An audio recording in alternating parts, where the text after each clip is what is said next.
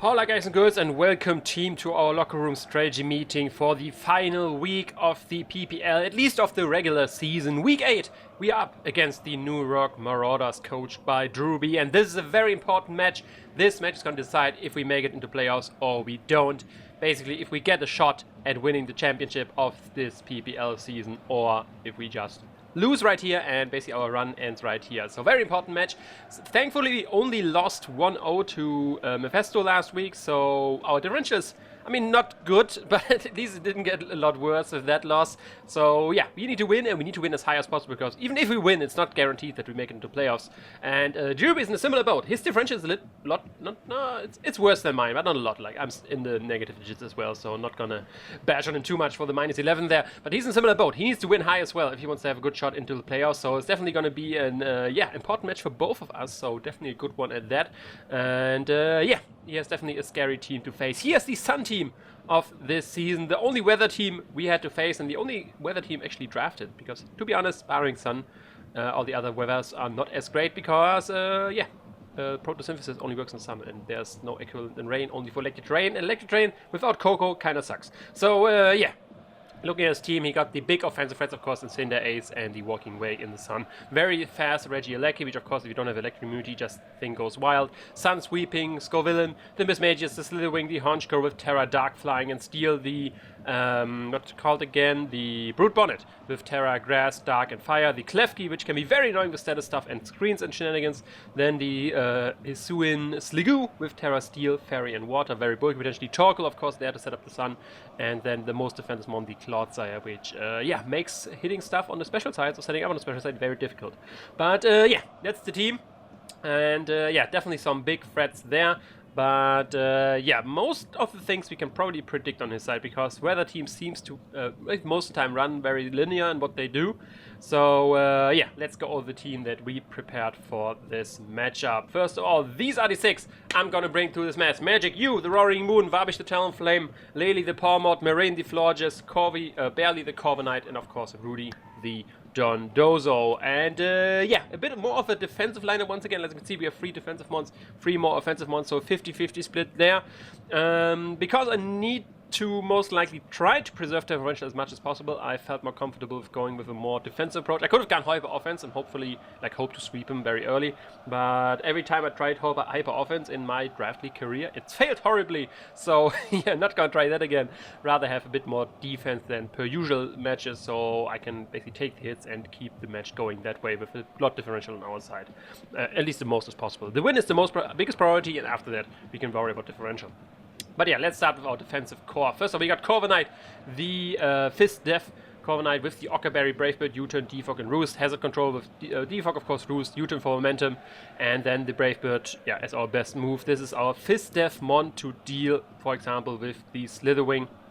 And most likely the Slitherwing on his side, and some other threats. Sadly, can't deal with Cinder Ace, because obviously that's a fire type, and especially in the Sun, that does a lot of damage. The Ockerberry is just there to potentially take a hit from all the fire moves thrown at me in this matchup, and deal some good damage back.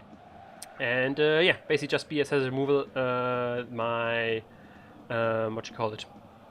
other hazard removal in Talonflame potentially, as you can see, won't have defog, so that's why I need the defog on the team, and Corviknight was the mission for that.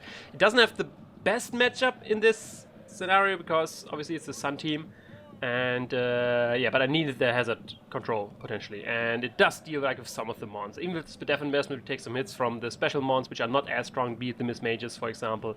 And yeah, we can take a lot of his physical mons, because the physical mons are more threatening, I think, because with the special mons, floaters can pretty much deal with them. But yeah, that's barely the Corviknight. Next up, we got our next Fist Def mon, because we need something, like I mentioned, to deal with the Cinder Ace, which is physically bulky. That's why I decided to go with Dondozo, the Rocky Helmet, yeah, the Rudy with the Rocky Helmet, Dondozo with Oblivious, because we don't want to be unaware. His setup opportunities are not that high. He doesn't have that many monsters we can set up. The most important part, we don't want to be unaware, so the drops from Draco from the Walking Wake actually affect him. Otherwise, the drops, we would ignore that, and Draco would always be full power versus us, which would be annoying, because we do have some good Spidef investment to take some hits there as well. It's a good water resist for the water moves, of course. And then we have Liquidation, Earthquake, Sleepwalk, and Rest. Basically, Liquidation, Earthquake just hits his team very well. In the Sun, Liquidation doesn't do as much. That's why we have the Earthquake as well to hit stuff like the Torkoal and other fire types. And yeah, Sleepwalk and Rest, of course, there for recovery and still hitting the moves. If we are put to sleep potential by the Brute Bonnet as well, Sleep Dog can be useful in that regard. And Rocky Helmet there basically just to get chip damage on the mons. Mainly the U-turns on Thin Ace, you want to punish stuff like that. Then next up, our Spadef mod of choice, of course, I already told you, is Moraine the Fortress with Terra Water, where we can decide if you want to Terra that or not. Depends a little bit if you need the Dragon immunity or the Water resist a little bit. And yeah, just Fizdef there, a little bit of speed, so the slower ones want to speed creep me have a more difficult job at doing that. And then we have Moonblast, Chilling Water, Protect and Wish. Chilling Water is just a nice utility move for its more physically offensive monsters, for example, Cinder Ace. If we can get some drops on that, we can wall that as well, even though we are not physically defensive.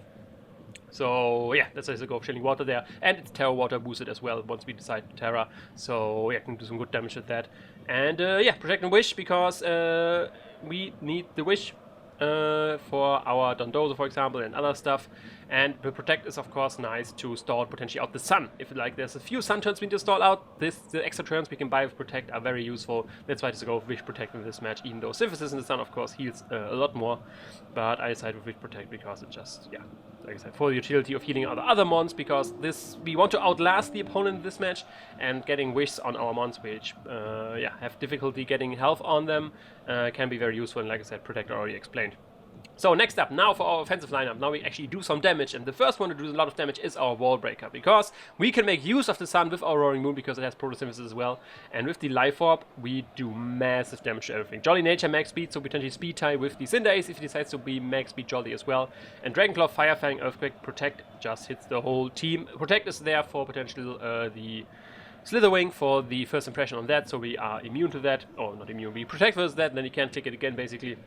Dragonclaw for the Walking Wake, then Fire Fang, Earthquake, just very good coverage. And with the Photosynthesis boost on our attack and the Life Orb boost on our attack, we 2-hit or one-shot everything. This is a perfect wall breaker for this matchup right here. He has Fire Fang, potentially even Sun boosted if the Sun is up, does a massive damage to a lot of his mons, and yeah, no crunch this time because Dragon is just very nice versus him. If the Klefki should be Magnet Rise versus us, of course Fire Fang does deal with that as well, because otherwise Earthquake won't hit it. And yeah, that's basically Roaring Moon, maximum damage output, especially in the Sun, and yeah, just deal with everything bulky our opponent has to bring versus us, or all the monsters which are slower than us, which are a lot. Like only Regieleki naturally outspeeds us, for the rest he needs Sun or some kind of Scarf or setup, so Roaring Moon definitely will do some good damage in this match. And next up, we are talking about Lady the Choice Scarf Palmer. Speaking of Choice Scarfer, I already talked about Regieleki. We need electric immunity. As you can see, I don't not bring in Mudstale, so that's why I have Volt Absorb on my Lady with Close Combat, Wild Charge, Fire Punch, and Ice Punch. Enough speed to outspeed a modest, Walking Wake. So in case he decides to be modest Scarf or something like that, we are faster than that, or is modest for some other reason, we are faster than that. We are slower than him as mages, to be fair, that way, but I needed some bulk because, like I said, I want this thing not only to be a revenge killer of Choice Scarf, I needed to be a switch in as well, potentially to Regieleki, so that's why I want a little bit of HP, because otherwise I would have to be max speed to speed tie with the Miss Mages, which, like I said, don't feel that's worth it. I think the bulk is more worth it. And then Close Combat, Wild Charge, Fire Punch, Ice Punch, just pretty nice coverage versus this team. Sadly not Iron Fist boosted, but Fire Punch in the Sun is pretty nice. Ice Punch hits the Haunch Crow. Let's look at the team. What Ice Punch hit again? There's something which I definitely wanted Ice Punch for, but I'm forgetting. The, what you call it? Ah, the Clodsire, of course. Clodsire is resist our fighting and electric stuff, so yeah, we want Ice Punch for that. I was saying, well, it's like something I definitely want Ice Punch for, but it slipped my mind there for what. But yeah, Fire Punch, Sun boosted, of course, does good damage to Klefki as well, and in the Sun especially more. Wild Charge as our strongest electric move, and then Close Combat probably as the move we click the most, because it just does the most damage to anything, barring with mages and stuff like that. But yeah, Palmer there, mainly there to revenge kill and be a switch into the Regieleki. And then last but not least, we got Gale Wings, no item, Warwish the Talonflame with Adamant Nature and the Acrobatics. And this is my surprise mon to sweep him potentially within the late game. Once I get SD up, my Acrobatics does massive damage. If I get 22 SDs up, even his flying resists don't take the hits. Regieleki, I one hit with that. Then I have Roost, of course, to stay at max healthy. I have enough speed for the Walking Wake, so even if I'm not at Gale Wings, my Acrobatic can outspeed a timid Walking Wake, max speed. Taunt is there for a lot of his bulky mons, because, for example, the Clodsire is just set up for them. If he can't Toxic me, if he only has Earthquake, maybe he doesn't even have Poison Jab if he wants to have like a Hazard move, Recover, Toxic, Earthquake. I taunt him, boom, easy setup for me, and then the roll gets the bird gets rolling, and I can click some strong Acrobatics versus team, which will be priority due to Gale Wings, and I won't be losing HP with Brave Bird, which is of course the big downside. The other downside is I won't have boots, so if Hazard's up, I get damage and my Gale Wings is broken. That's why keeping Hazard's away is a big priority of this match, to always have the Gale Wings priority. If, like, for example, this Scovillain gets out of hand and it's Sun boosted Adamant, Acrobatics outcourse that.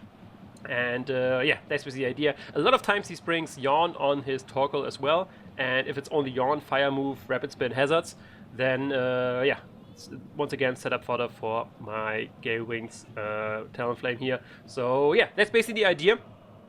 Keep it at full health, get rid of hazards, keep the hazards away, and either revenge kill all the important stuff or even sweep through the team, or just be in general a wall breaker for his bulky mons, because with Taunt Roost I just deal with all of them. But that is the squad, that is the lineup for this match versus the New Rock Marauders. Leave a like, leave support in the comments right there. I'm gonna need every support I can need, because yeah, even the win doesn't guarantee that that we make it to playoffs. We need the right people to win with the right amount as well in the other matches. But yeah, we keep on dreaming, we keep on winning. Roll it down, fans, we got this. To the championship!